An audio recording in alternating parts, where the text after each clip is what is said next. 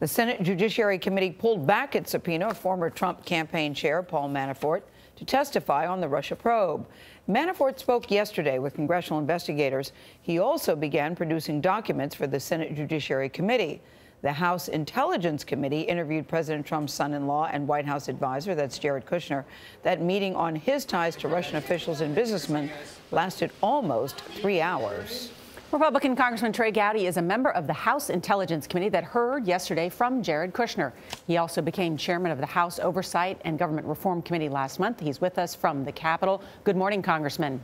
Good morning. How are you? I'm well, thank you. I know you and your colleagues questioned Jared Kushner for about 3 hours yesterday.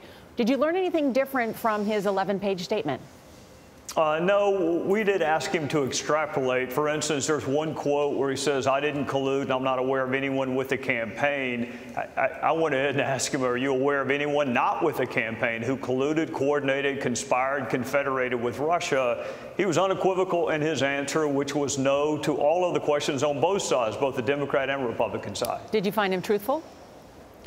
You know, I'm not a human polygraph. I spent 16 years in a courtroom trying to figure out whether or not a jury would believe someone or not. And you believe people when there's corroboration for what you say. For instance, Jared Kushner said he left the meeting in June of 2016, the Donald Trump Jr. meeting. He said he left shortly after he got there. Were there 2 emails that corroborate that, where he is telling his administrative assistant, "Get me out of here as quickly as you can"?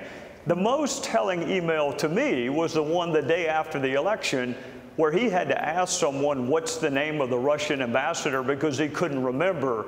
That ain't very good colluding when you can't remember the person you're supposed to be colluding with. Let's turn now to President Trump's comments about the Attorney General and Jeff Sessions, calling him very weak in public. This is the top law enforcement official in the United States government. Are those comments out of order, wrong? Well, they're not helpful.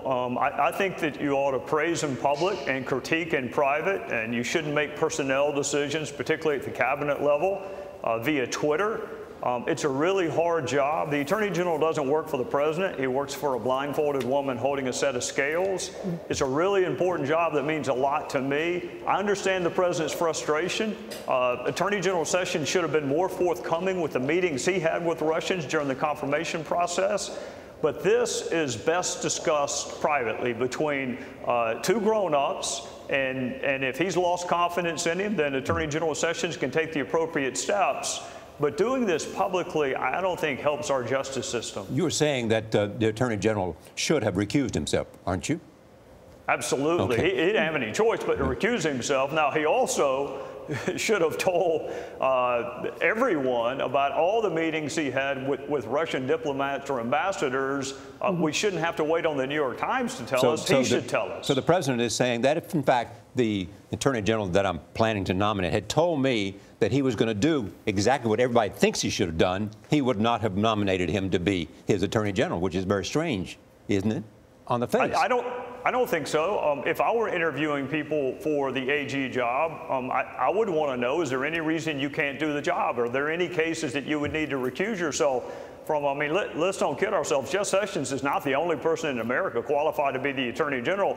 I can name a bunch of people right now. So when you're going through the vetting process, one of the questions you ask is, are there any cases you're not going to be able to oversee or participate in? And when the answer is, yeah, there's a really big one because I didn't tell everyone about my meetings with Russian diplomats, that's something I would want to know. What happens if the President of the United States fires Robert Mueller? He can't fire Bob Mueller. Meaning the Deputy Attorney General can?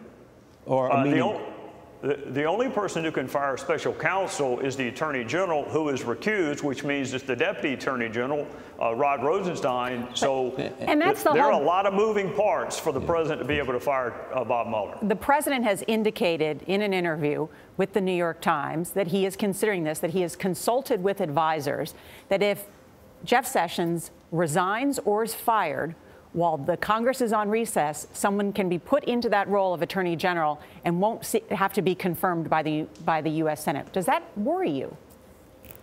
I don't like recess appointments. I didn't like it when President Obama did it. I don't like it when Republican presidents. It circumvents the Constitution, and you can put me in the category of not liking recess appointments.